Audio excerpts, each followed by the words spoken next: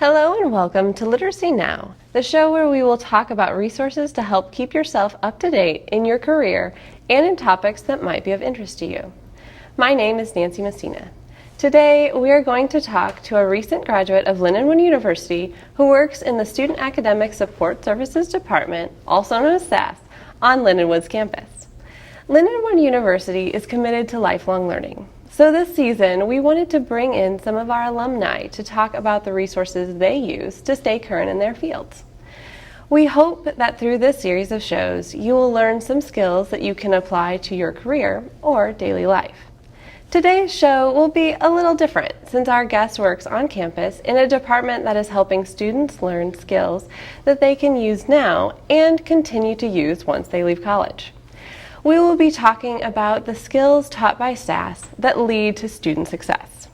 Hopefully, through this discussion, you will learn a skill or two that you can use in your daily life. So when we come back, I will be joined by the Student Academic Support Services Office Manager.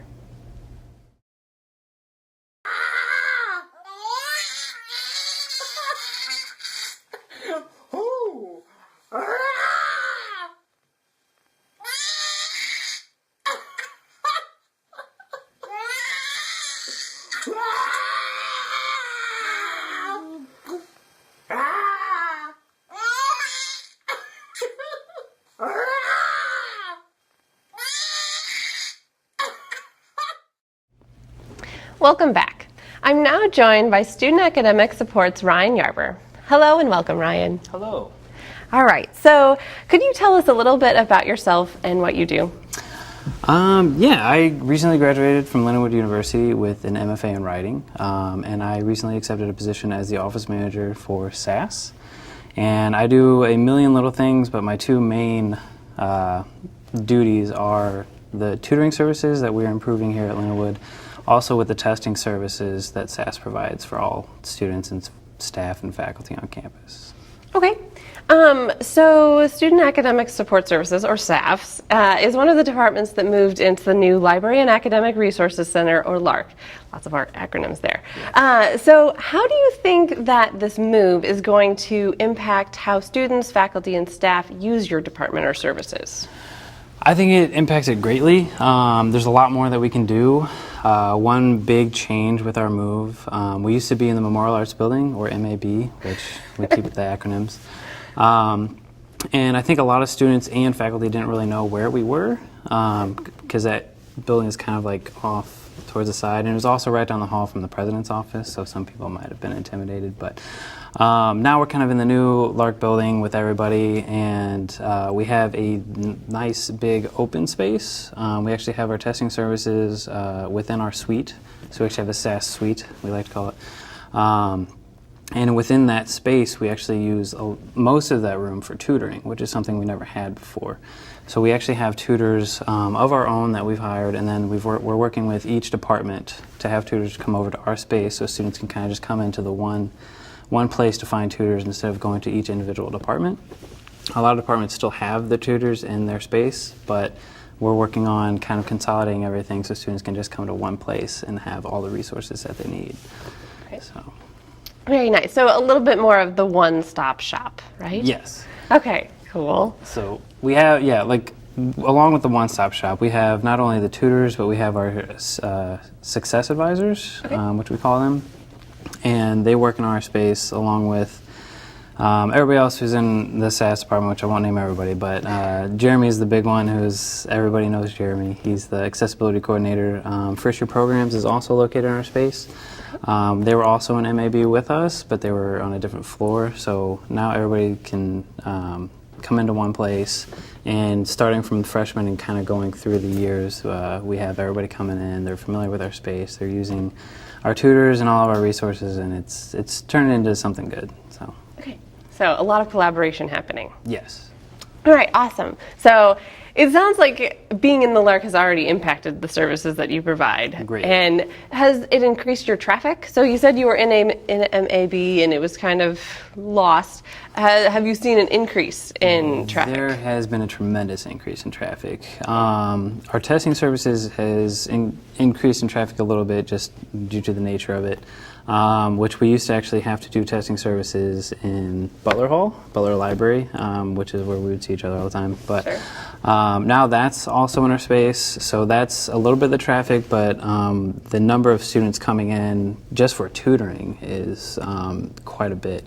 And we're seeing more and more students come in as the semester goes on, obviously. And then we're seeing more and more students coming to meet with some of our staff and getting the resources that I think they didn't know were prior available. Which I didn't say that right, but That's okay. So how do you think that your department is contributing to lifelong learning? Are there any particular skills that you think your either the tutoring or your success coaches, do you think they are? What do you think they're imparting to these students?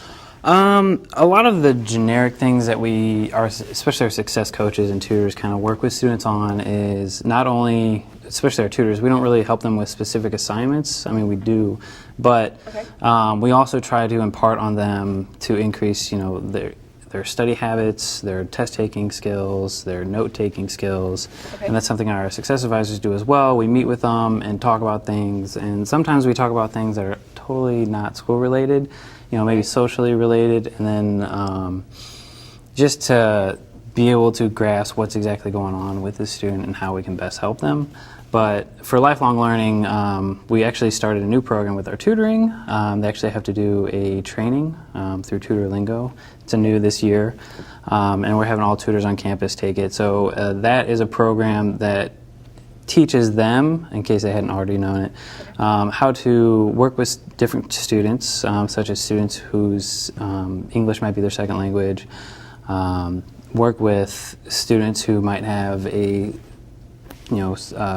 social introvert personality, or if they might have ADHD, attention disorders and things like that. So a lot of these programs help our tutors work with those types of students. So our tutors who are students are helping our other students, and so those are how the tutors are improve lifelong learning, because that helps them interact with people, not just in the tutor setting, but in the professional setting as well, because you can run into a lot of different things in the professional setting. And we try to impart that pass that on to the student. So there's a lot of different varieties that we help them.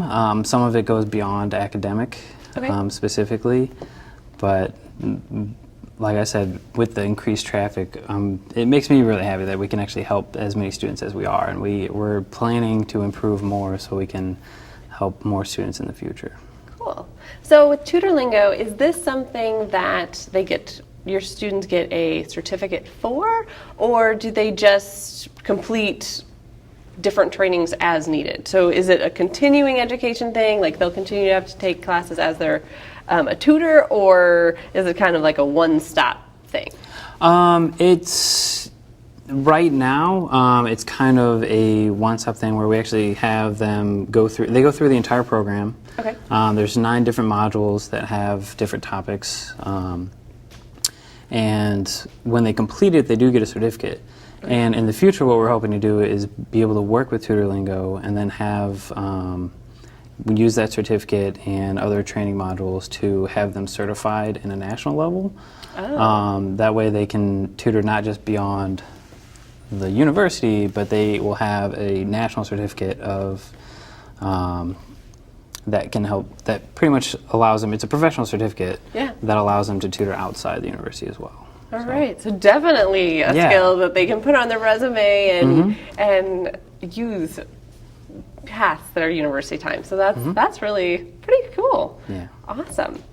Okay, so could you give us an example of a skill that you think your department provides that will benefit students once they leave the university? So we talked about Tutor Lingo, I think that's awesome, but what about the students who are coming in and using either tutoring or these different coaches? Anything? Whatever they come in for, actually, I think just them coming in kind of helps, and once they get used to our space, it kind of lets them, they continue to come back. Okay. Like we have students who come in and meet with our director and our coordinator, and after meeting with them for a while, they continually come back on their own free will. So like they keep coming back because they know it's helping them and they enjoy it. And I think overcoming that initial fear of coming in, because for some reason a lot of students are afraid to come into different departments and go into something they're not familiar with, Sure. Or go to their professors during office hours. That is definitely a skill. It is definitely a skill, and I think being able to go to someone. Yes. I think coming in and seeing that, you know, there's nothing to be afraid of. We're here to help. You know, the tutors are here to help. We're here to help. Just overcoming that step and coming in is one thing that students can maybe realize. It's like, hey, do you know what? I went in there, I was scared, and then I realized there was no reason to be. And that's just kind of on a small social level. But Okay. As far as, lifelong learning, all the things we pass on, like test taking, note taking, I know those are mostly academic, but also networking, because we actually work with career development as well. Great. So like I said, first year programs is in our space, so we get all the freshmen as they come in, and then we can work with them throughout their entire time here. And then start having them work with career development, and then they can start building resumes. And we also work with the Writing Center who can help with that. Right. So we do a lot of different things. And so pretty much from the first year they're here, the first day they're in, we can help them throughout their entire academic career, and then get into looking for a job and career development, and then networking, which we do have a lot of alumni who come back and hire Linwood grads themselves. So Right. there's just the available resources that I think students didn't know previously were available are available, and we're getting the word out, and I think it's doing a lot of good. Well, and I think that's what has to happen a lot of times on a campus is word of mouth marketing. I have found is the most effective marketing. So I think by doing a good job and also being in hopefully a more prominent location, your traffic will increase. Yeah, so. and the location helps immensely, especially because Starbucks is in there, so everybody likes to come to the Lark anyway. And it's good studying. The study rooms are actually right below the SASS suite. And I've noticed that since we've moved into the new building that we've opened up communication with a lot of different departments that we hadn't previously worked with. Okay. I mean, we've worked with the library before immensely, the Writing Center, but all the other departments that have moved in there as well. It's a lot easier to work with them, the communication's more open, and it's a lot easier to just walk downstairs and talk to somebody than walk across campus. But so being centrally located helps a lot. And I think it's a lot easier for students too, because they don't have to run all over campus either. And you know, they can stop in and just study. And that's one thing, our space isn't just for tutoring. They can come in and just study or work on, we have some computers in the back, they can work on that and just do some homework. So it's a study space too. So, but yeah, the centralized location helps a lot. Okay. Awesome. Okay, so you said that you recently graduated with a Master's in Fine Arts, and now you work in SASS, which is awesome. Yes. So how do you plan on keeping yourself up to date? So what do you see as your path moving forward now that you're not in school? Well, I originally came back to work in higher education, and I got my master's in writing, which is the field I have a passion for.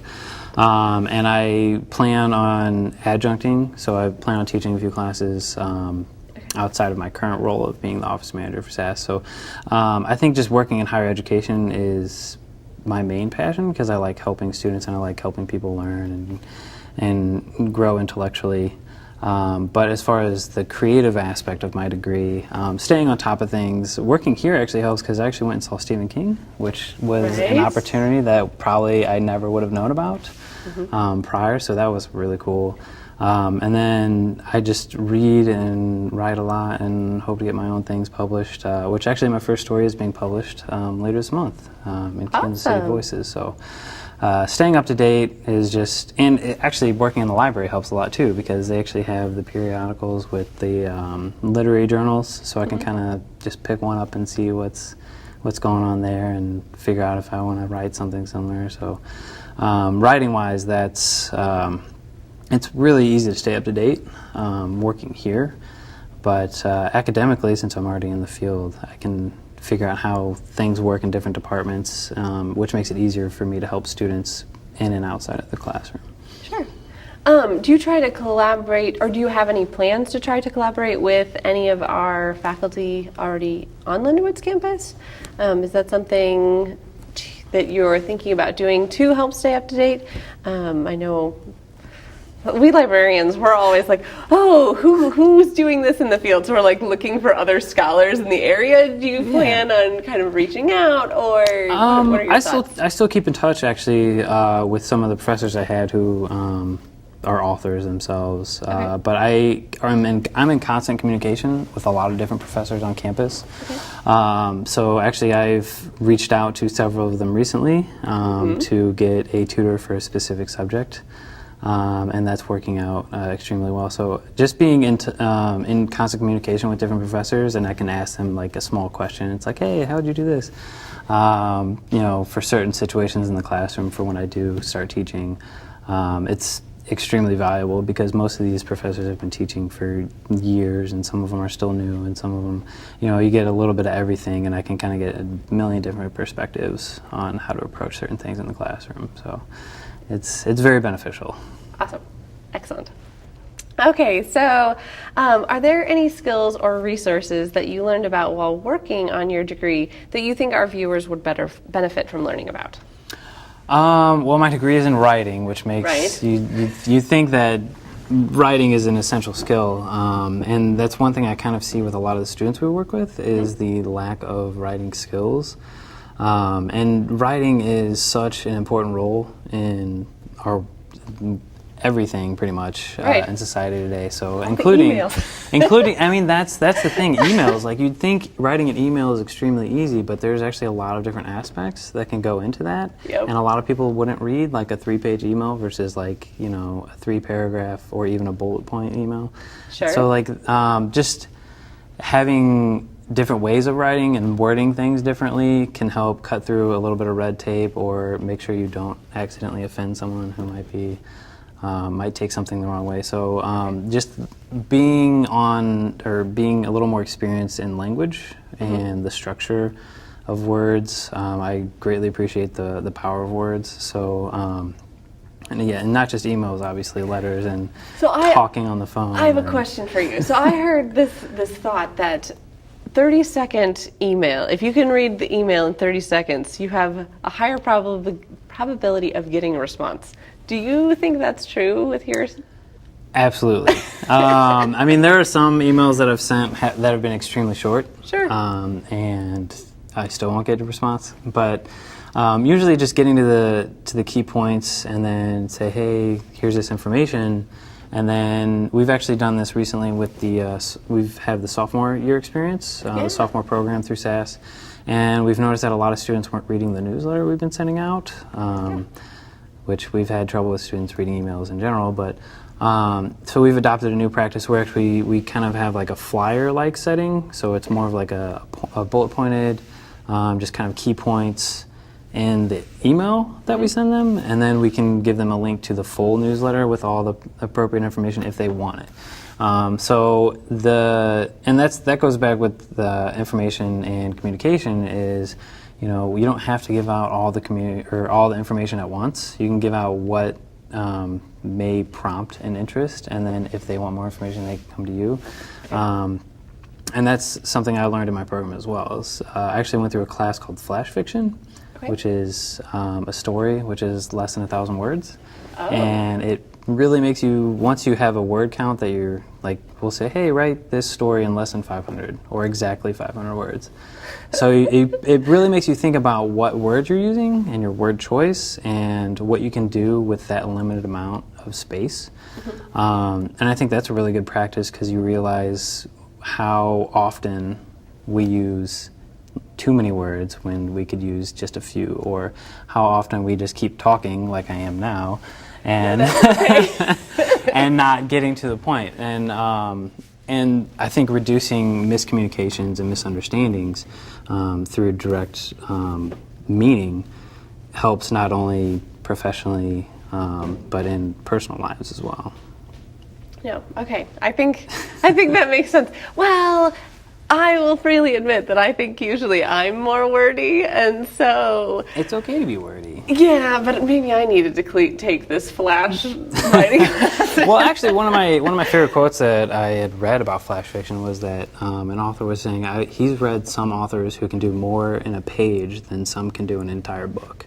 Yeah. Which is actually impressive, because in some flash fiction stories you can move the reader just as much as some authors do throughout, a 400 or 500 page book, and they're just doing it in one page. Right. So I think that speaks volumes to the power of words themselves and how you can structure and do things. So being concise in language, but also having the freedom to, go at length is phenomenal. But as far as like in workplace and professional, sometimes it's better to keep things brief or elaborate as needed. So it's just picking and choosing is something that I think we all just kind of learn as we go. Okay. So are there any resources that people could go to help them learn to write better? Absolutely. The Writing Center, which we've worked with greatly. They have writing consultants, and they've got a lot of good programs going on. So I know a lot of students come to see them just to look over and proofread a paper or offer edits, but they do a lot more than that. They can help from the beginning stage, from just the not only the rough draft, but before that to the outlining, getting ideas, all the way to a final polished paper. And I know a lot of students struggle getting to like a certain length, and they can help with ideas and things like that. Give pointers on, hey, you can maybe expand on this point, or let's talk about this, or you can cut this out. And with writing, I think cutting and editing is a major process. So like you could write 10 pages and then cut it down to 2 and have the bulk of the story, and then you can maybe expand it a bit. So, and that just goes back to the being concise with language. But writing skills, the Writing Center is available for just students and faculty, and we can help with those kinds of things in SASS as well. One of the Tutor Lingo modules is actually writing skills and how to help students with that. But the main priority on campus for that would be the Writing Center. Would be the Writing Center. All right. What about non-campus resources? Like is there a book that people can go to, or a website that you found really useful? Just curious. I've read a few books on writing, mainly creatively. There's a lot of books on writing. I usually pick books by authors that I like. Actually, the first Stephen King book I ever wrote was a book on writing. Okay. On the craft, and that was pretty eye-opening because he talked about how different life events affected his writing. Okay. And another way to improve writing is to take classes.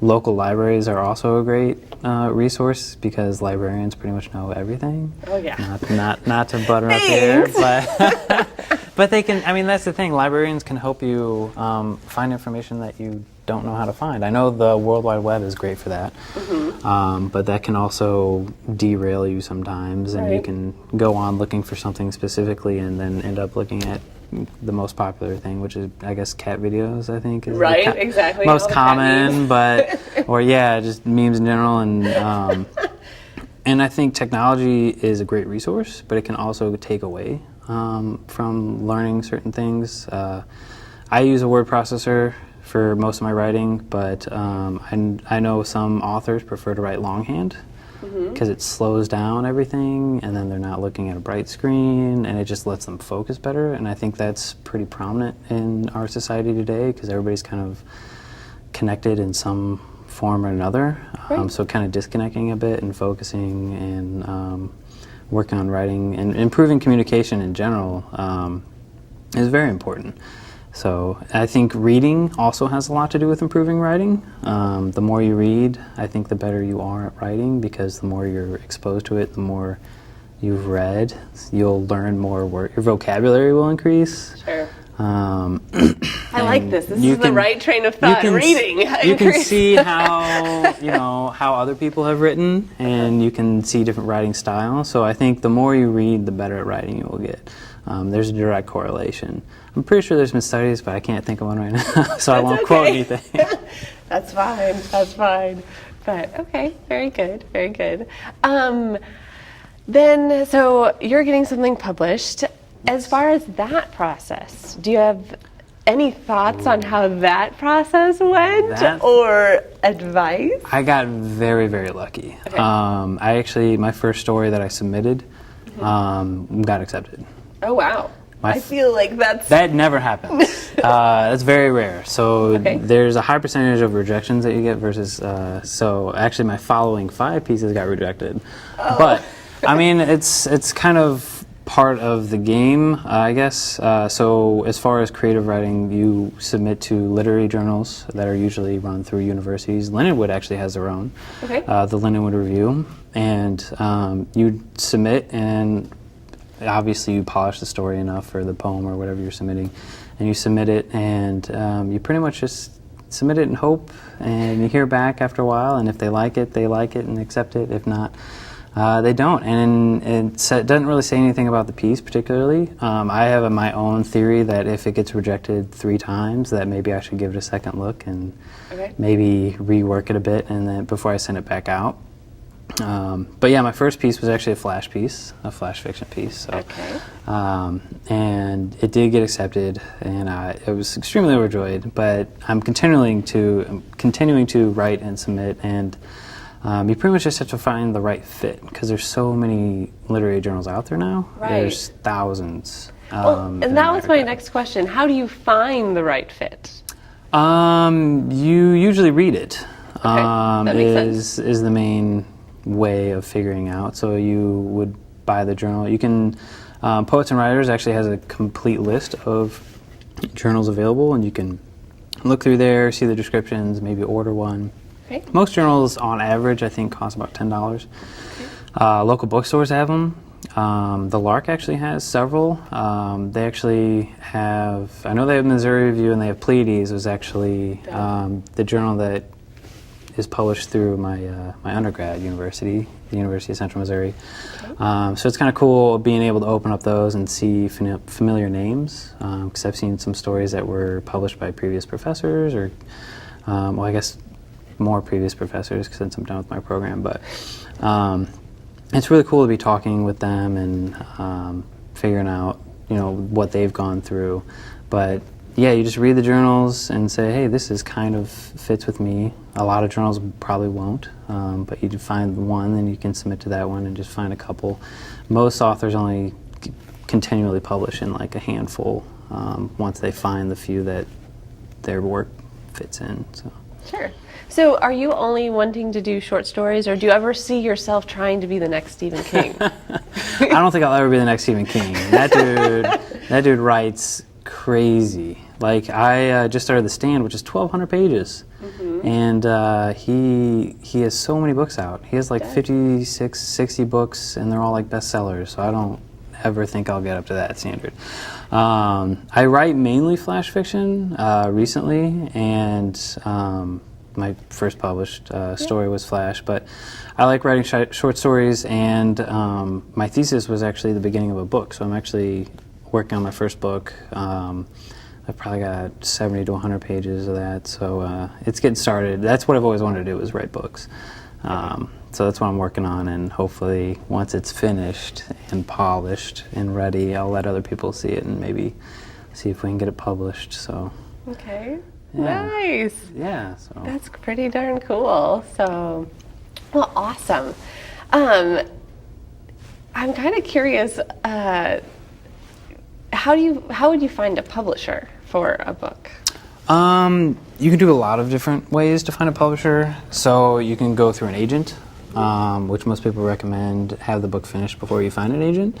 And a way to find an agent would be to figure out what authors you like and see what agent they might have used, and then contact that agent saying, hey, I see you represented these people, and I've got a book here, would you represent me? So you send out query letters there. You can go directly to the publishers.